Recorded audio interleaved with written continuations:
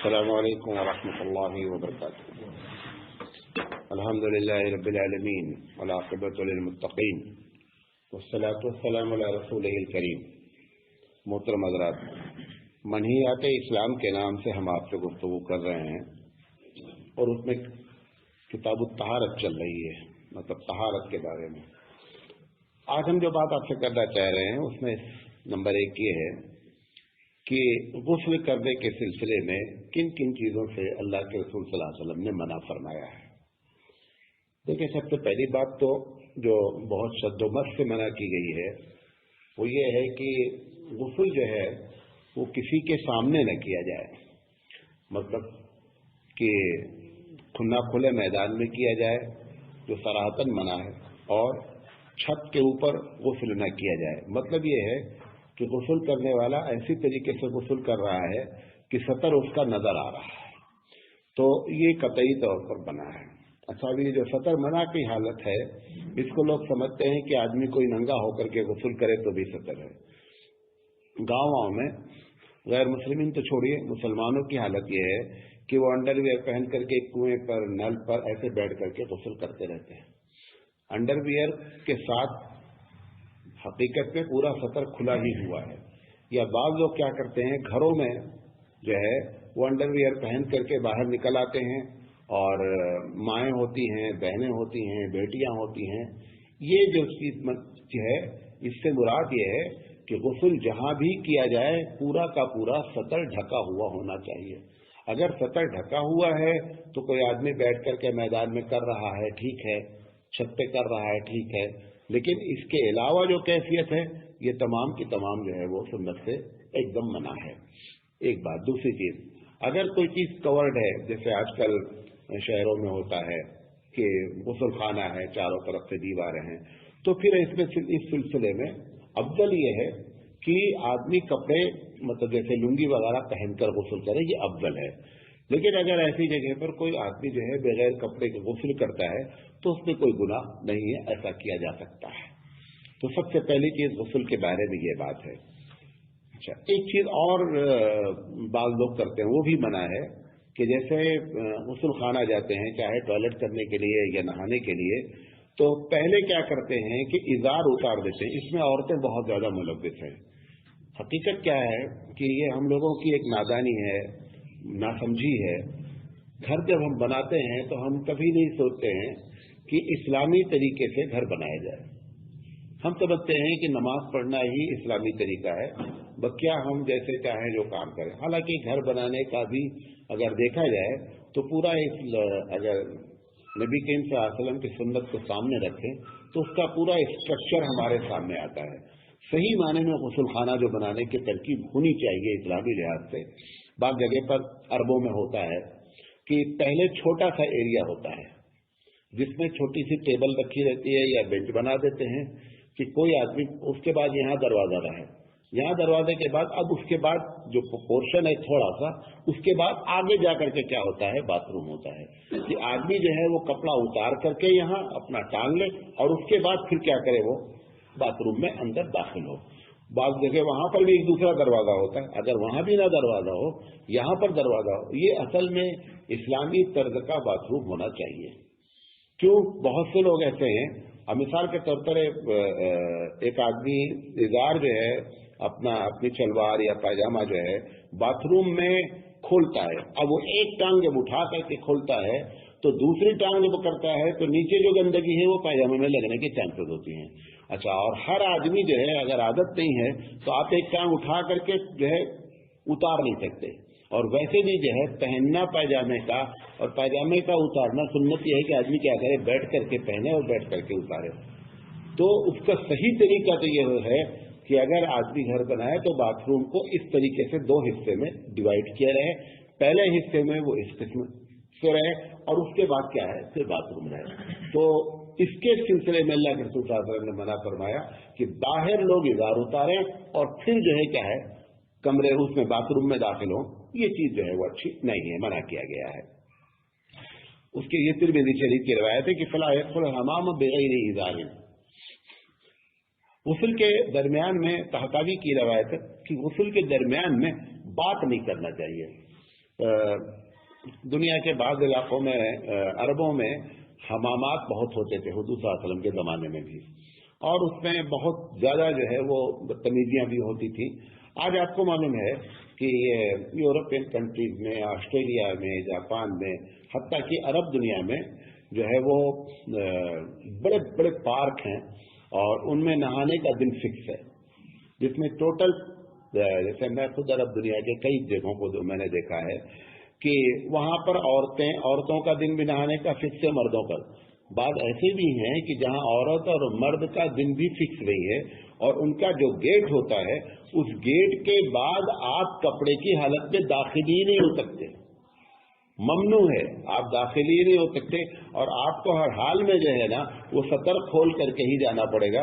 عورتیں زیادہ سے زیادہ انڈر ویئر پہنے رہتی ہیں اور براؤ پہنے رہتی ہیں، اور پوری سب ایک ساتھ نہاتی ہیں، اور ایک ساتھ جب نہاتی ہیں ساری باتیں بھی کرتی ہیں. یہاں پہ وہ تو تصور نہیں تھا نبی کریم صلی اللہ علیہ وسلم کے زمانے میں کہ کوئی آدمی جو ہے یا کوئی عورت، جیسے آپ کے گوا کا بیچ ہے، اس میں کیا ہے، عورت مرد سب مادر ذات سمجھیے تقریباً کیا ہے، وہ ننگے رہتے ہیں. تو وہ تو تصور ہی نہیں تھا، بلکہ یہ تھا کہ عورتیں جو ہے یا مرد جب نہائیں تو آپس میں باتیں نہیں کریں، بات کرنا درکنار ہے، سب کچھ ہو رہا ہے، لہٰذا یہ چیز جو ہے وہ منع ہے. اچھا، ایسی جگہ پر جانا بھی منع ہے، ایسی جگہ کو دیکھنا بھی منع ہے. اگر گوا لوگ کیوں جاتے گھومنے؟ بھائی گوا میں کیا رکھا ہے؟ بھائی گوا میں دو ہی چیز ہے، یا تو ننگے لوگوں کو دیکھنا ہے اور یا شراب ہے. اس کے علاوہ کوئی گوا میں ایسی چیز ہسٹوریکل چیز نہیں ہے کہ کوئی عمارت ہے یا ہسٹوریکل کوئی چیز ہے. اس کے علاوہ کوئی ایسی چیز نہیں، نہ کوئی ایسا موسم ہے کہ بہت سہانا موسم ہے. لہٰذا ان چیزوں سے مسلمانوں کو پرہیز کرنا چاہیے.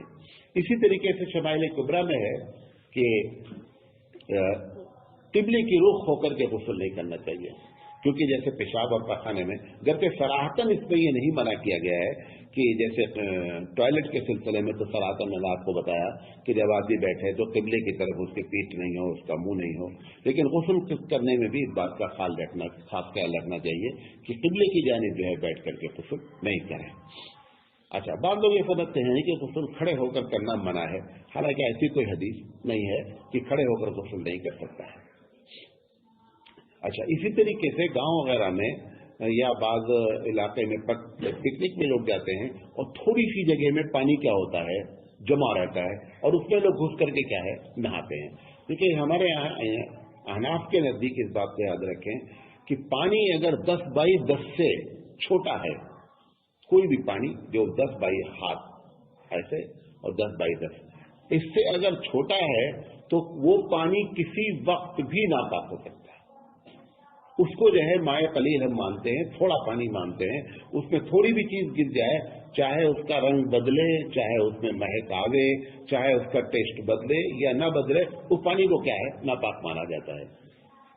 شافعی رحمۃ اللہ علیہ کے نزدیک اس کی قید نہیں. اسی لیے آپ دیکھیں گے کیرلا وغیرہ کی مسجدوں میں بہت چھوٹے چھوٹے جو ہے حوض بنے ہوئے ہیں.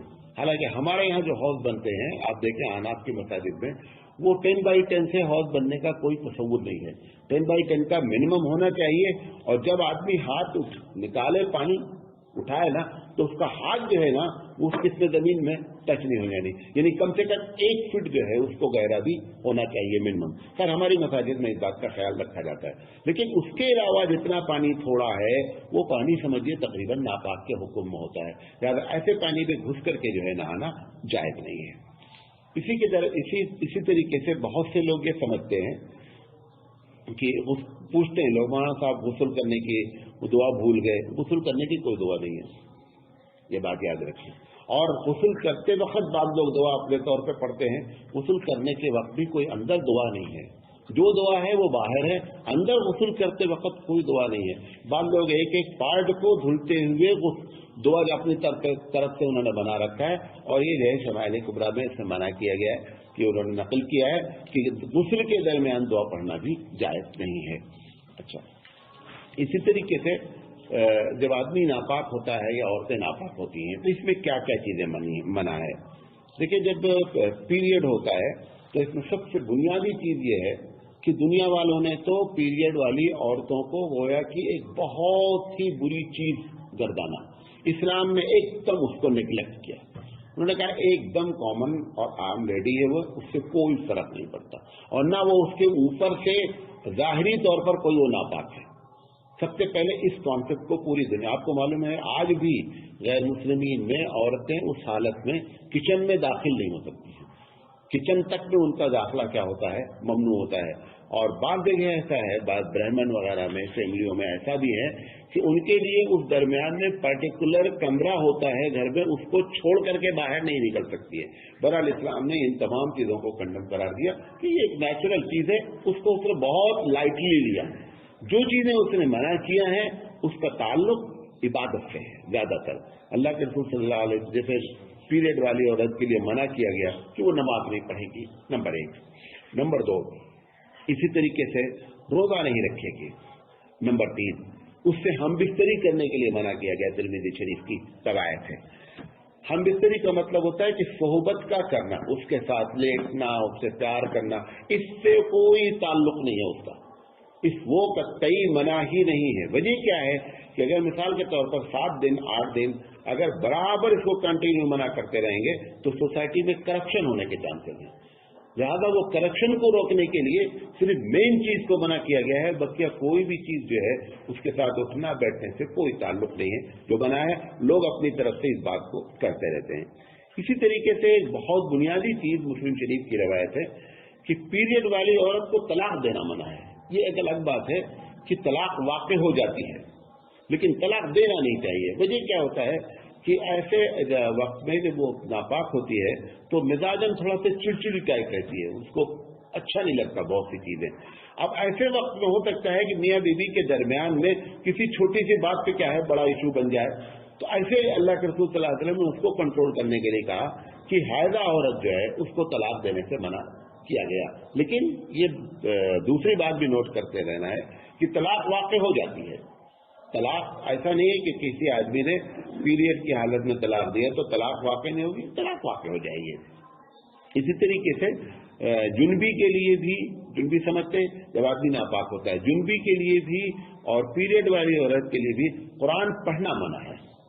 यानी कुरान मजीद देख करके, कुरान मजीद याद जो हो वो कुरान मजीद छू करके हर हालत में कुरान मजीद का पढ़ना मना है। अब और इसमें वो औरतें जो मदरसे में पढ़ती हैं या ये मदरसे में पढ़ाती हैं या ये घर में कुरान करीम पढ़ाती हैं, अब अगर वो ऐसे हर महीना 7 दिन 8 दिन 7 दिन 8 दिन छुट्टी करते रहेंगी तो उनको बड़ा नुकसान होगा। तो इस सिलसिले में फ़ुक़हा ने जो तरीका बयान किया है कि वो अगर कुरान मजीद पढ़ा रही हैं और पढ़ रही हैं तो उनको चाहिए कि आयतों को पूरा पूरा पढ़ने के बजाय टुकड़े टुकड़े पढ़ें। मिसाल के तौर पर एक औरत उस्तानी है, पढ़ाती है, और बच्चा या बच्ची जो भी उससे पढ़ रहा है तो उसको बोले अल्हम्दु लिल्लाहि रब्बिल आलमीन अर्रहमान अर्रहीम, ऐसे करके वो पढ़ाए, टुकड़े टुकड़े करके पढ़ाए, वो पूरी आयत को एक साथ नहीं पढ़े। एक बात, लेकिन ये उसको कतई उस हाल में भी इजाजत नहीं है कि वो उंगली रख करके बतावे कि देखो ये अल्हम्दुलिल्लाह लिखा है, ऐसा नहीं कर सकती है। उसको चाहिए कि हाथ में कोई लकड़ी ले ले, पेंसिल ले ले, पेन ले ले, कोई भी चीज ले ले और उसके जरिए इशारा करके क्या है उसको पढ़ाना चाहिए। तो इस सिलसिले में हैदा औरत और क्या कहते हैं जुनबी को भी कुरान मजीद छूना मना है और कुरान मजीद पढ़ना मना है, देख कर मना है, याद कर मना है। एक बात और इसमें और बताना चाह रहे हैं कि बाद औरतें या बाद मर्दों की आदत है कि कुछ आयतों को बतौर वजीफा सोते वक्त या किसी वक्त पढ़ते हैं। तो अगर उन आयतें छोटी जो आयतें हैं जैसे कुल रब्बिन नास है, कुल अल्लाहु अहद है, अब ऐसी शक्ल में जो उनकी आदत है बतौर वजीफा के, वो फिर इस हालत में क्या है उनको पढ़ा जा सकता है। जैसे रात में डेली औरत की आदत है कि सोने से पहले कुल अल्लाहु अहद पढ़ती है, कुल फलक पढ़ती है, कुल रब्बिन नास पढ़ती है। अब वो जो पीरियड की हालत में है तो फिर ऐसी शक्ल में भी उन आयतों का विर्द किया जा सकता है। वो उसको बतौर दुआ के पढ़े, वो बतौर कुरान मजीद के पढ़ने के बजाय बतौर दुआ को पढ़े, ऐसा किया जा सकता है। इसी तरीके से मस्जिद में जाना मना है। मस्जिद में अच्छा एक चीज होती है मुसल्ला और एक चीज होती है मस्जिद। अरबों में ये बहुत होता है, हमारे यहाँ हिंदुस्तान में इसका कल्चर बहुत कम है कि मस्जिद के साथ मुसल्ला बनाया जाता है कि औरतें जो है वो उसमें आकर के कभी नमाज पढ़ना चाहें या बाजार गई हैं, तो वो जो मुसल्ला का हुक्म है, जैसे अभी यहाँ पर शाह बाजार में उन्होंने मुसल्ला बनाया, मालूम है आप लोगों ने देखा नहीं देखा, ऊपरी मंजिल में मस्जिद के ऊपरी एकदम मंदिर में उन्होंने औरतों के लिए मुसल्ले का इंतजाम किया, बाकायदा वजू खाना बनाया, सब कुछ बनाया, बहुत अच्छा निजाम बनाया। अब अगर ऐसी हालत में औरत वहाँ नमाज पढ़ती हैं, जाती हैं, कभी बाजार गई, तो उनको पढ़ने का एक इंतजाम उन्होंने किया। बहरहाल बहुत अच्छा काम किया उन्होंने, अल्हम्दुलिल्लाह। अब ऐसी मस्जिदों में, ये ऐसे मुसल्ले में ऐसी औरतें जो नापाक हैं वो दाखिल हो सकती हैं। ये मुसल्ला अलग चीज होती है और मस्जिद अलग चीज होती है। ये जो कभी कभी हम हमारे हिंदुस्तान में मीडिया या लीडर वगैरह हमारे बोलते रहते हैं कि साहब वो अरबों में मस्जिद गिरा देते हैं और आप लोग उस पर कोई हंगामा नहीं करते हैं, यहाँ एक बाबरी मस्जिद गिरा दी गई, आप इतना बड़ा हंगामा करते, वो जो गिराई जाती है वो सब मुसल्ला रहती है। वो टाइम बीइंग वक्ती तौर पर मुसल्ले बनाए जाते हैं और फिर किसी वजह से उनको वहां से हटा दिया जाता है। वो देखने में मस्जिद रहती है, वो नमाजें भी लोग पढ़ते रहते हैं, लेकिन मस्जिद का जो असल हुक्म है, जो वक्फ कहलाता है, वक्फ लिल्लाह, वो नहीं रहती है। वो बल्कि क्या है, वो मुसल्ला रहता है। तो मुसल्ला एक अलग चीज होती है और मस्जिद एक अलग चीज होती है। तो मना जो है ना, वो मस्जिद में मना है। तो इस तरीके से औरतों का मस्जिद में जाना, या क्या कहते हैं जुनबी का मस्जिद में जाना, अब खुदा ना खास्ता जैसे जमातें आती हैं, या ये कि क्या कहते हैं